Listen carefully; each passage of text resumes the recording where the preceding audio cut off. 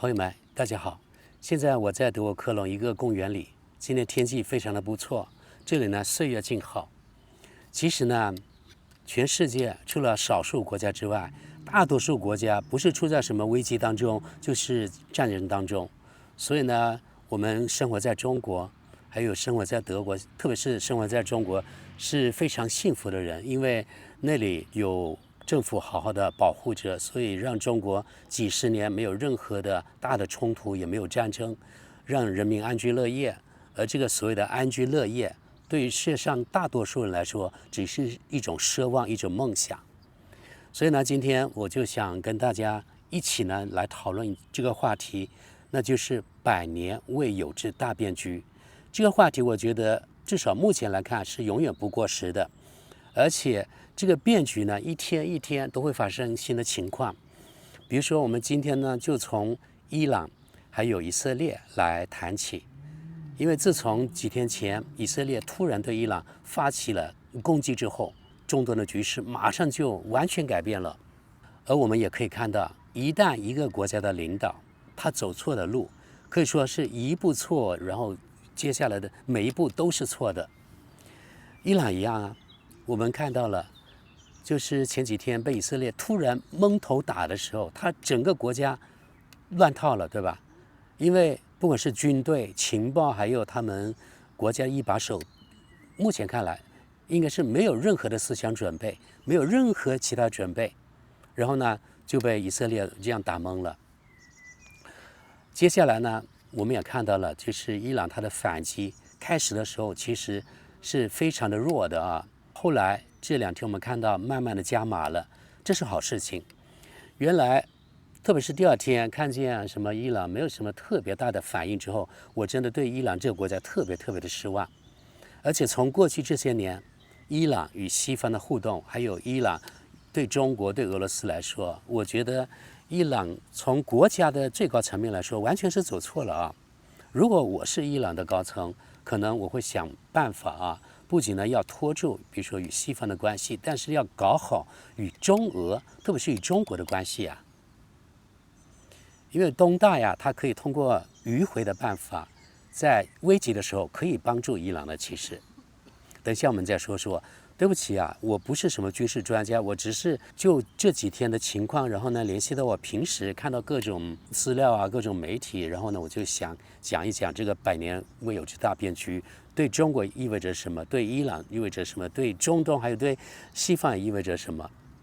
目前看来，肯定是以色列还有它的背后肯定是美国给予了很大的帮助。虽然美国一直说不要把我们拖进去，我们与此没有关系。但是如果以色列它一个国家，它绝对不敢那么大胆的去攻击这个伊朗。伊朗毕竟仍然是中东的一个中等强国，可以说吧，对吧？它的国土面积啊，它的人口啊，还有它的军事啊、科技多方面来说，在中东也是数一数二的。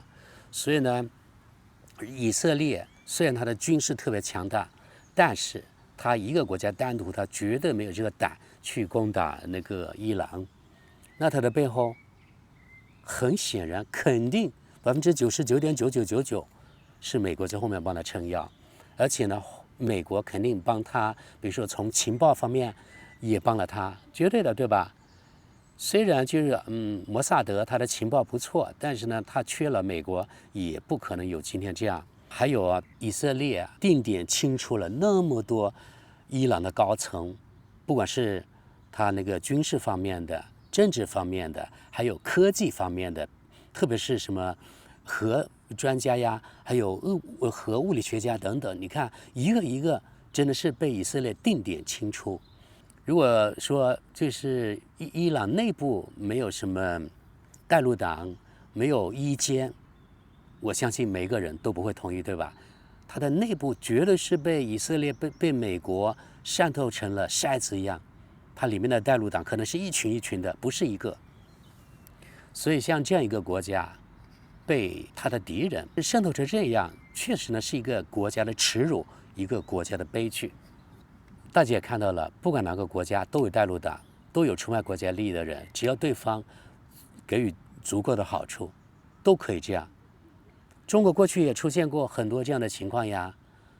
比如说很多关于当时中国对这个台湾的这种政策啊，或者是军演的情报，当年呀都让美国知道了，就说明呢大陆这边也有这样的汉奸，那伊朗有那么多，也就不足为奇了，真的是特别特别可悲。那天我早上起来看到这样消息的时候，我真的特别特别的惊奇，惊奇于一个小小的以色列竟然那么大胆，有天大的豹子胆啊！突然袭击，同时呢，一下子定点清除了那么多伊朗重要人物，真的是对这个国家造成的损失实在太大了。当然，其他损失也大呀，不管是核基础设施也好，军事设施也好，都被那个以色列一个一个的炸毁了。所以当时我就认为啊，就是伊朗有可能呢有亡国的危险，这并不是耸人听闻呐。你看看，当一个国家那么多的东西被摧毁之后，而你这个国家的军事可以说毫无还手之力，那你这个国家是靠谁来保护呢？连军事都没有了，就像一个人的眼睛眼瞎了一样。所以，伊朗这个国家目前是处在国家存亡的非常紧要的关头。后来呢，这2天好像伊朗稍微呢显示了他一些韧性，就是坚韧的韧啊，有毅力的意思。然后他也用导弹还击了，更有意思的是呢，用超音速导弹还击了，竟然呢突破了以色列的防空系统，然后呢有一些导弹落到了以色列境内，还造成了以色列境内一定的那个伤亡。目前为止应该至少以色列方面死了1-20个人吧，伊朗这边死了好几百个人，伤的当然更多了。像这样就对了，你不能光让那个以色列往你这个伊朗打呀，你要打回去啊。而且现在可以看了啊，就是阿拉伯国家他们在暗地里还是会支持伊朗的，比如说沙特应该是可能时不时会塞几个红包，偷偷的塞红包给伊朗啊，从金钱方面来支持伊朗。胡塞武装现在也与伊朗一起合作。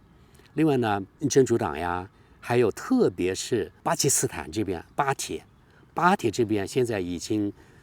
官方的说了，我们支持你，你要什么就可以帮你。巴基斯坦那他的军机飞过伊朗去，那就比较简单了，因为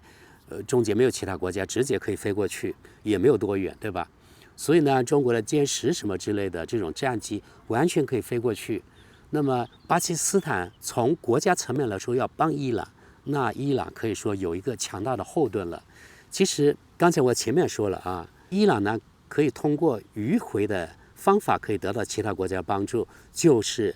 巴基斯坦这里。巴基斯坦帮助呢是直接的啊，我就脑洞大开一下吧。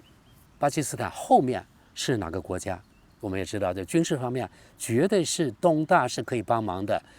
你美国可以说我没有帮忙呀，对吧？那中国倒是也可以偷偷的提供，比如说用中国的北斗卫星导航系统，可以把一些比如说对方的以色列的什么物理坐标，甚至呢美国在伊拉克的军事基地的东西也发给那个伊朗还有巴基斯坦这边。然后呢，中国的导弹难道不可以提供吗？我就提供给巴基斯坦嘛，巴基斯坦怎么处理那不是我的问题了，对吧？你西方，比如说，你看现在，你西方可以提供这个武器给乌克兰对付什么俄罗斯，那中国也可以提供我的武器，还有导弹这种防空系统都可以提供给巴基斯坦呀。巴基斯坦怎么提供给伊朗，那就不关中国的事了，对吧？所以我觉得哈，主要是考虑到中国的国家利益，稳住了伊朗，我相信呢，对中国来说是好的。首先呢，石油的价格不会是那么高，对吧？如果是伊朗封锁了霍姆兹海峡，那中国的能源安全也是个问题。如果是能源太贵了，对中国的经济也是有影响的啊。所以从中国国家利益来说，这个伊朗不能垮了对中国就没有任何好处。从这点来说，绝对就可以通过迂回的战术，咱们帮助巴铁呢再帮助伊朗。中国有那么多人，中国的产能那么大，所以从武器来说可以源源不断的提供而且有些旧的武器也可以提供给巴铁，巴铁再慢慢的运送给伊朗。另外呢，伊朗他自己有自己的那个导弹技术，也从中国这边也得到了一些，我相信，比如说现在有什么钱学森弹道导弹可以拐弯的那种导弹都可以用上了这个技术。这我们应该是前天我就看到了，在网上看见那些视频，他就这样打到以色列那边去了。有这样的技术，让以色列、让美国根本就招架不住，那就多好呀！伊朗这个国家和以色列比起来，其实可以拖下去，可以打持久战。以色列肯定想速战速决，因为呢，以色列自己国家那么小，只有2.多万平方公里，没有任何战略纵深，所以呢，以色列是特别害怕打持久战的。另外呢，以色列它一个国家只有不到1000万人口，应该是800多万，如果没有记错的话。虽然它全民皆兵，但是呢，以色列它的产能它是有一定的局限性啊。你美国你想要支援它，那中间还有其他国家呀，所以可能也不那么容易。而且如果你美国要支援，可能大概率只是空运，因为海运现在被那个拖鞋军它堵住了这个红海，你的船怎么过去？反正目前来看，应该是只有空运。你空运的运输能力有多少？听说现在这2天有多少军机运输那个武器过去支援以色列了，但是这个还是比较有限的。所以以色列它这个国家绝对是怕打持久战，一个是它的后勤还能跟得上，另外一个它的国家人口也不够多，另外一个是战略纵深不够。而伊朗就完全不同，人口是以色列的10倍左右，对吧？然后它的国土面积呢，应该是有100多万平方公里，也就是以色列的好几十倍，差不多上百倍，所以它的战略纵深是有的。而且这几天的轰炸也没有把以色列的全部的国防啊，还有核技术把它没有完全摧毁，因为伊朗肯定是要把它这些核的技术，还有它的军事呢，肯定是分散的。有些听说呢是在地下，离德黑兰很远的地下几十米的地方，如果没有美国这个钻地弹的支持，那个以色列是拿它没办法的。目前看来，应该是伊朗它适合打持久战。而且伊朗有一定的军事技术，另外呢，它的后勤补给应该要比以色列要更好一些，因为它那个产能啊，还有它的从军的人数也有很多，所以打持久战应该是没有问题的。而且这几天它显示出来，它导弹那个精确度越来越高。我觉得开始是这样啊，伊朗可能它也有它的那个战术，比如说它开始呢是用它比较老的那个导弹。先少一点，然后更多一点，还有那个无人机，然后呢，消耗以色列这边的他们的导弹，对吧？导弹防御系统需要打很多导弹呀，那你打了之后就没有了，不可能生产那么快呀。先消耗掉它一些导弹之后，然后伊朗再一个一个放更加精准的过来，然后这几天打过以色列的都是比较先进了。所以呢，以色列它一个是没有导弹，没有那么多，另外一个呢，没有能够防得住伊朗这比如说超高音速的导弹。这就是为什么这2天伊朗的导弹给以色列造成了非常多的伤害，比起以前来啊。因为以色列这边啊，他死一个人，他这个国家就难受。目前看来，他死了20个、30个都有，所以以色列他这个国家给他们国家的民众造成了非常大的心理震慑。因为经常一个城市，比如说特勒维夫啊、耶路撒冷啊，时不时的响起了防空警报之后，那你这个国家的人民，他们的内心是怎么样的？你们要知道，对吧？时不时要躲到地下去，或者到时可能都不敢出来了，那你这个国家的经济怎么去搞？伊朗一定要坚持下去，然后呢，其他穆斯林那些兄弟国家一定要有人出人，有力出力，有钱出钱，这是最好的。不可能再像以前这样一盘散沙了，不然的话，你这伊朗真的灭国都是有可能的。通过这次，我觉得伊朗这个国家从上到下应该自己反思了。以前确实呢对中国不太好，不太相信，以为呢自己是个下棋的棋手，其实呢自己只是个棋子而已。以前可能不太把中国放在眼里，但是经过了这次之后，如果我是伊朗的领导，我绝对会反思与中国的关系是不是要更加深入，因为只有与中国搞好关系，目前看来它的军事还有经济上才有保障。因为中国是一个很大的买家，能源的消耗非常的大，对吧？最大的金主了，你抱住了中国大腿还怕什么？然后呢，中国的军事绝对在这个世界上也是数一数二的。它整个这个系统，你看当时巴基斯坦打这个印度就知道了，这是最好的例子，也是为中国做最好的军事广告。伊朗不会那么眼瞎吧？连人家这个埃及他都知道了，知道想要购买中国的这个歼十了，那你伊朗那就更应该了。现在，所以啊，伊朗不能再像以前那样了。伊朗的那个精神领袖确实当时是瞎了眼。搞一个什么亲美的总统出来，所以前面就说了，这一步就是错。然后呢，接下来这一切都错了。原来一手的好牌，现在被打得稀巴烂。好在，就是过去这2天，让我看到了伊朗还有一线希望，不至于很快灭国。但这灭国的风险还在的啊，因为以色列目前看来，他已经攻击了，比如说伊朗的那个宣传机器。也就是伊朗国家电视台，在直播的时候连信号都没有了，这对整个国家它的民心也是很大的一个摧毁啊。然后国家内部怎么办？现在以色列甚至放话来说，你们德黑兰的人马上的撤离，这是内塔尼亚胡说的啊，特别的嚣张。所以我们看到过去啊，这天晚上看到就是德黑兰。伊朗首都这些市民啊，大排长龙，要逃走啊，没办法，因为你一个国家的军队，一个国家政府已经不能保护自己的人民的时候，那这个国家就惨了。看看伊朗接下来还有什么大招吧。目前看来，伊朗可能还是有一定的扳回被动局势的可能性，而且时间你拖得越久，可能越站在伊朗这边。这是我的观察呀，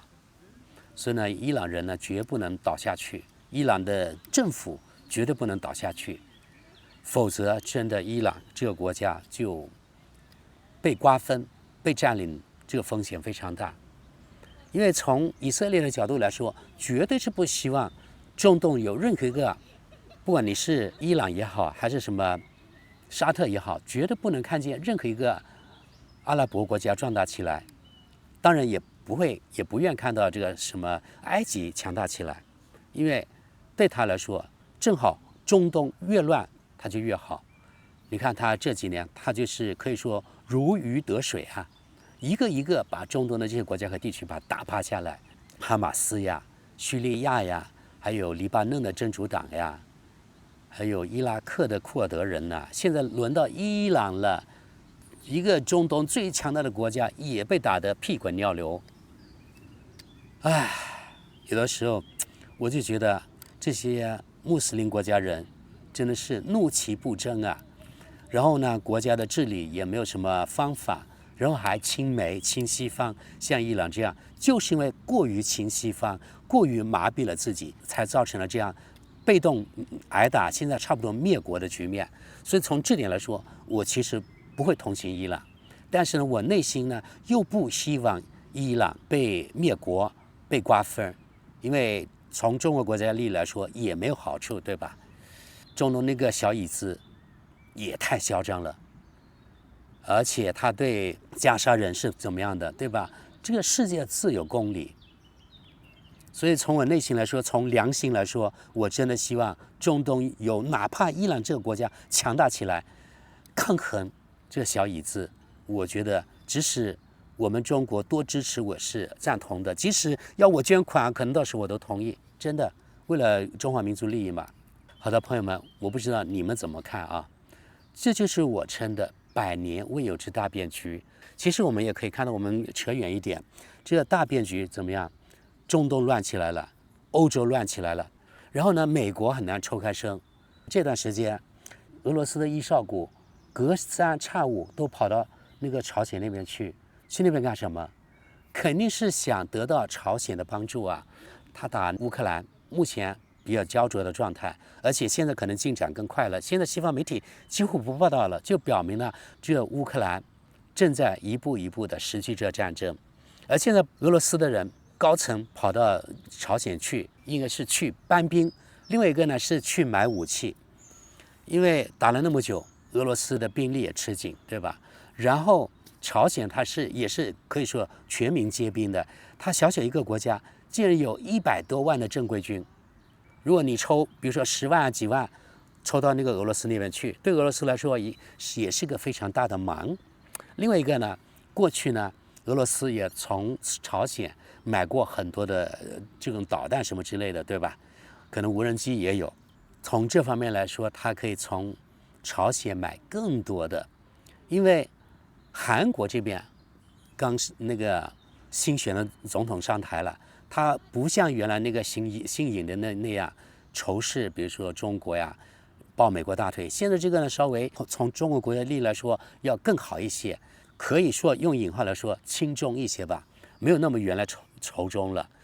所以朝鲜半岛的局势暂时呢可以稳固下来了。那么这样，那朝鲜就可以抽开一部分兵力支援俄罗斯。支援俄罗斯其实呢也是帮了朝鲜自己。一个是朝鲜，你也需要很多物资呀。听说呀，俄罗斯过去和朝鲜，它并不是用钱，而是呢以物换物。比如说我俄罗斯用资源、用粮食换你朝鲜的兵力，换你朝鲜的导弹。可能这次绍伊古呢到朝鲜去也是这样，肯定是要朝鲜的帮助。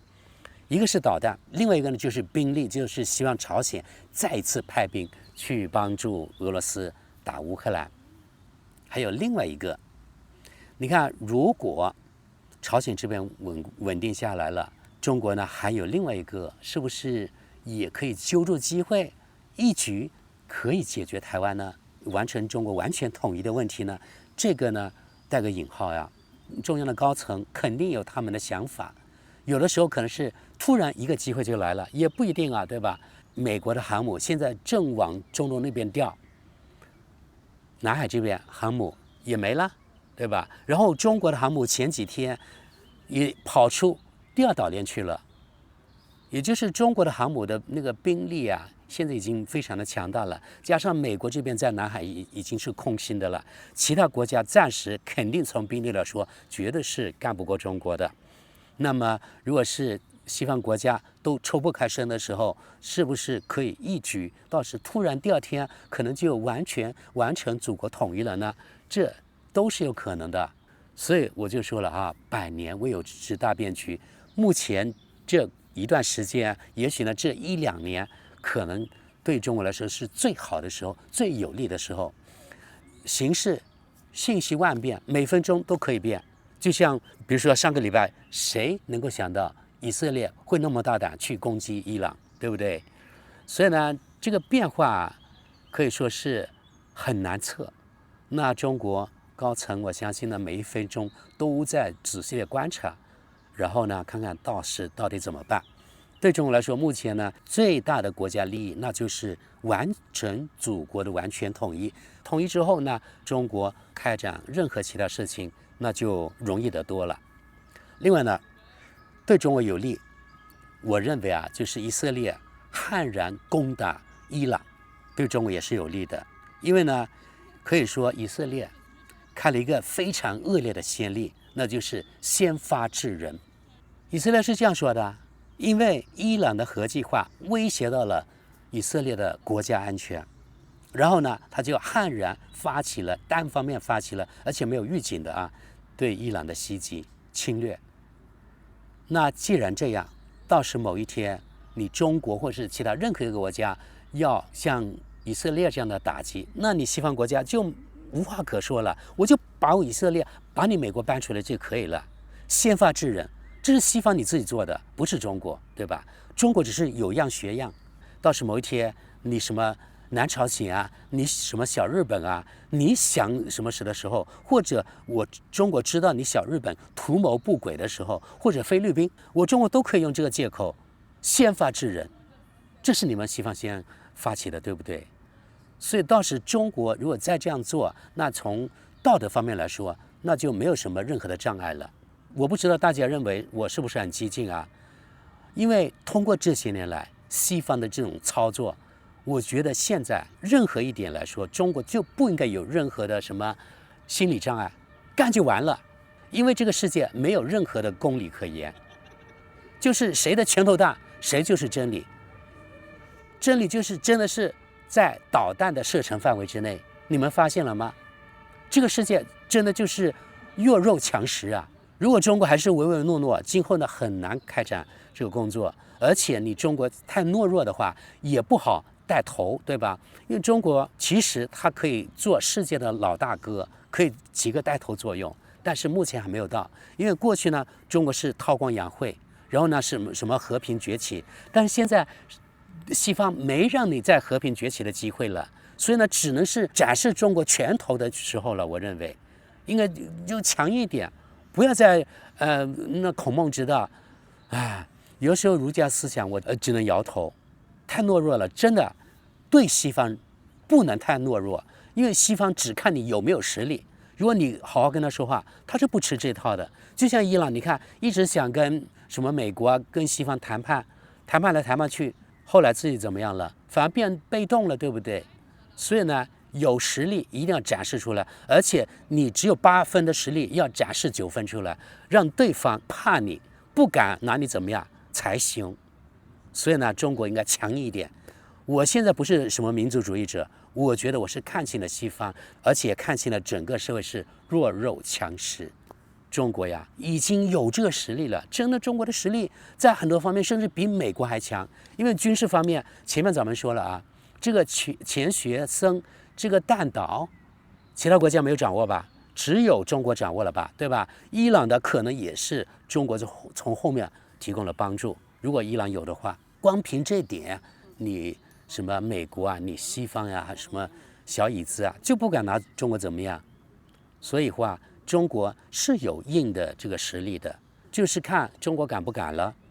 好吧，朋友们，今天我们就这样唠嗑吧，就聊到这里。就是现在是100年未有之大变局，形势其实对中国非常的有利，不管是从中国完全统一，还是中国做世界老大，或者是在某些方面啊帮助一下伊朗，这目前看来都是对中国非常有利的。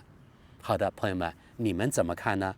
那欢迎大家在下面留言啊，感谢大家，我们下期见。